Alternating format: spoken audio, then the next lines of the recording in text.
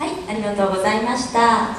次の曲はトスティ作曲の歌曲「イデアーレ」理想の人です。歌っていただきますのは3年連続ご出演されております西村誠一さんです。どうぞ。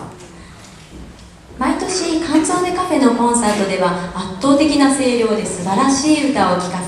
せてくださっております西村さんですが、昨年8月65歳で完全退職をされたことをきっかけに歌うことへの気持ちの迷いが現れ、その年11月に出演されたコンサートを境に1年間は練習に専念しようと決意されたそうです。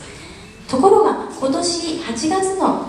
コンサートを境にまた皆さんの前で歌ってみたい、そんな思いが湧いてきたそうで、9月には立川でプロアマ共演の東日本大震災チャリティーコンサートにも参加されております。